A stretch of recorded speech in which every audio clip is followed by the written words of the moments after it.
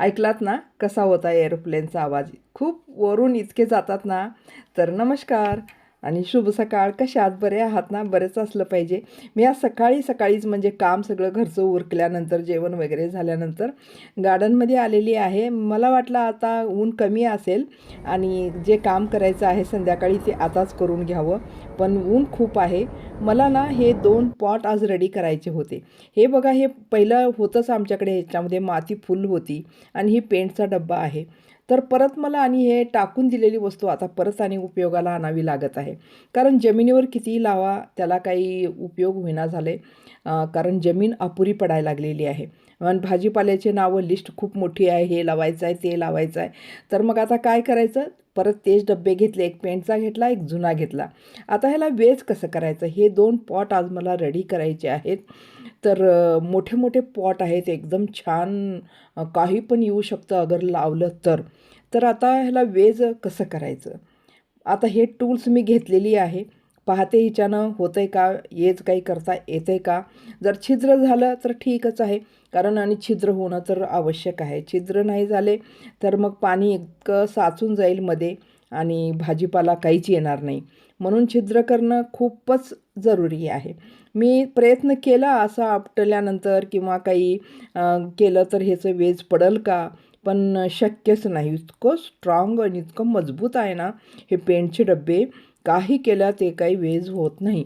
आता काय करावं? मग मी प्लॅन केले, आता ह्याला घेऊन जावं आपण किचनमध्येच आणि ते रॉड गरम करावं आणि गरम केल्यानंतर होतं आहे का बघावं. तेच उपाय आता माझ्याकडे राहिलेला होता. मी प्रयत्न करत होते की कशाला याला किचनमध्ये घेऊन जावं.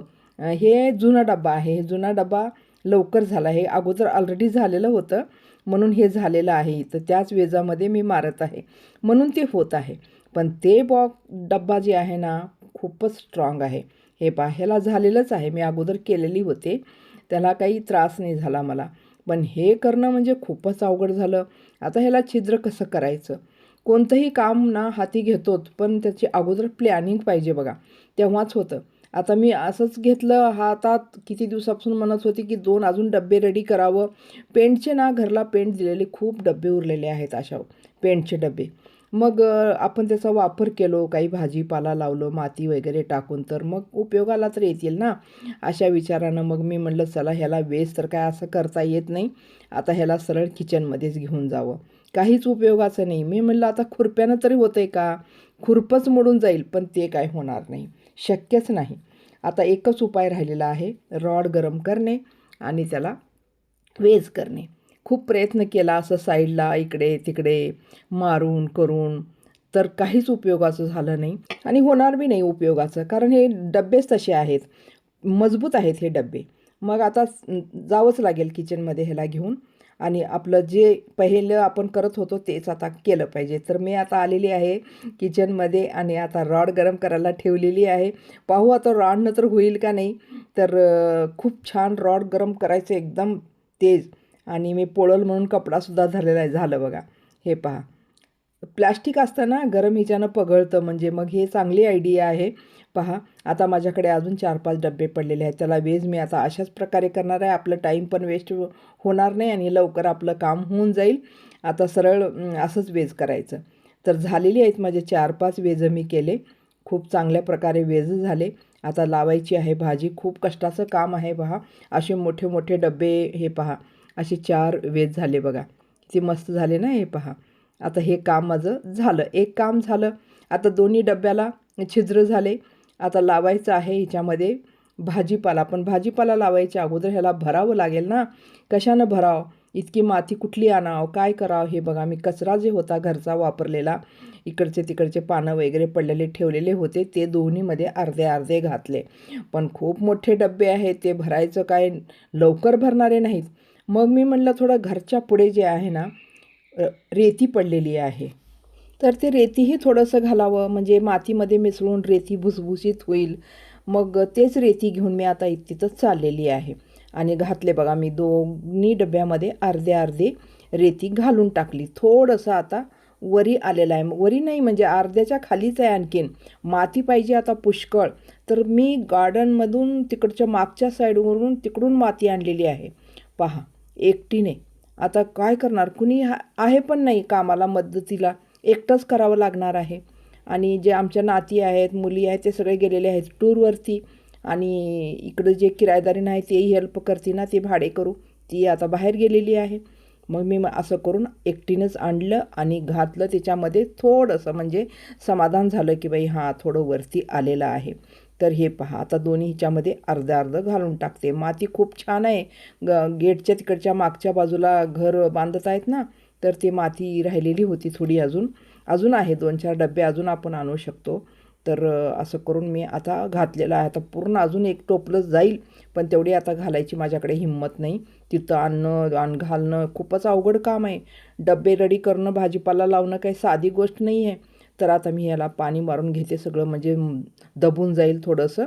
आणि पाणी मारलं की व्यवस्थित मग आता आपल्याला बी टाकायला चांगलं होईल. तर पाणी मारून घेतलं, झालं माझं काम, 100% काम झालेलं आहे. आता बी टाकते मी त्याच्यामध्ये. टाकते आता मेथी. मेथी आहेत पुष्कळ, हे पहा मेथीचेच बी टाकलं ना. बघू तर बघू येतं आहे का आपलं, मेथीची भाजी येते काय करते आता बघावं.